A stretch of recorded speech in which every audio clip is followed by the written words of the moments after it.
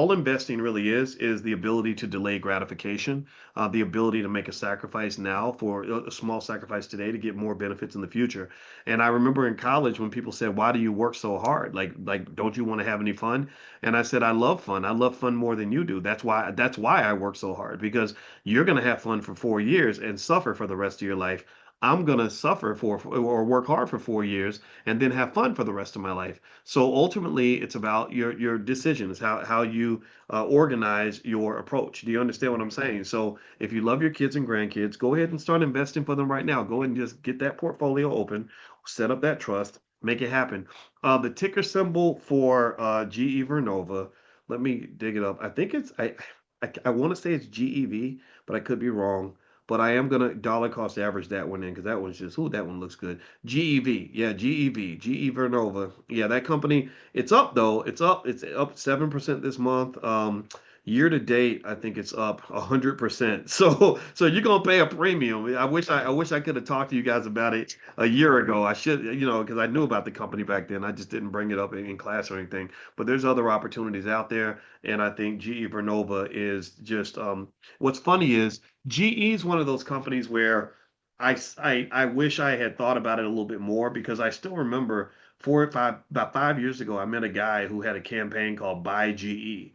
And he was saying that black people should get our money together and all but go buy GE. And I'm gonna lie, it didn't make sense to me because GE stock was in the toilet at the time. And his argument was since the stock is only $11, we can all pull our money together and buy a big chunk of GE, right? And I also the other problem though is that when you put all your money into one company, you're under diversified. So that kind of worried me a little bit.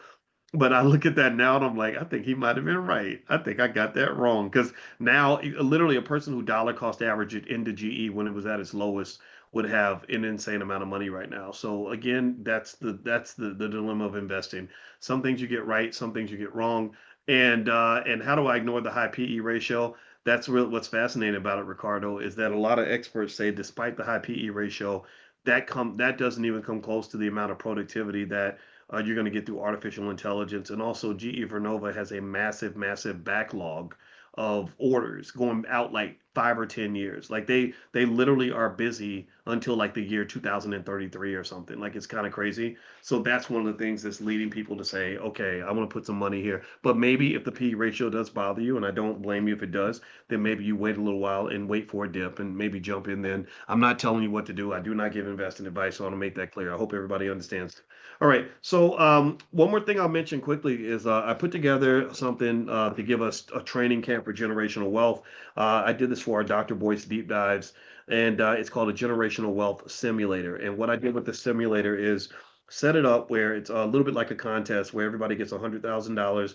You pick your stocks and you invest for 30 years. But instead of it being 30 years, it's actually shrank to 30 days. So each year represent or each day is represented by a year, or 1 year is represented by one day. So each day you get to go and adjust your portfolio, and each day you get a randomized set of outcomes on economic variables that will move the stock prices of your portfolio. So you're learning as you're earning, you're kind of watching your stocks move up and down, you're learning why they move, and you get a chance to simulate the process of what it means to build massive amounts of generational wealth. The number one goal of our community is to get us to sacrifice or on some level for one generation, and then all other generations don't have to sacrifice anymore. If you build a solid foundation and then you protect that wealth, then your great grandkids don't have to work anymore, right? So ultimately, we're going to do the 30 years. Look at the results and then do another 30 years and then do another 30 years and do another 30 years. And so rather than doing what everybody else does, which is you get one opportunity, you get one life to live, we're going to do this repeatedly so that we can drill this just like you do, just like a visualization exercise where a basketball player prepares for the game by visualizing himself shooting free throws over and over and over again. I want you to visualize yourself building generational wealth over and over and over again, get your mistakes out of the way, and then jump in there and do it in real life. Okay. So that simulator will be available to those who sign up for the deep dives. We did a deep dive last week. We're going to do another deep dive soon.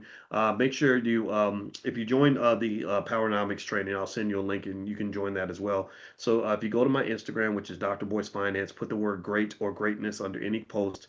I'll send you a link to join the Powernomics training, and then you'll also get an invitation to join us on the next deep dive and participate in the simulator competition. So anyway, have a good day, everybody. God bless you. Thank you so much for listening. And I planned to talk for just about 10 or 15 minutes, but I felt like today there was just more to talk about. So I hope it's okay that I went a little bit longer, and I hope that you benefited from this discussion. So have a good day, everybody. Hit the thumbs up button on your way out. I'll see you soon. Take care. Bye bye.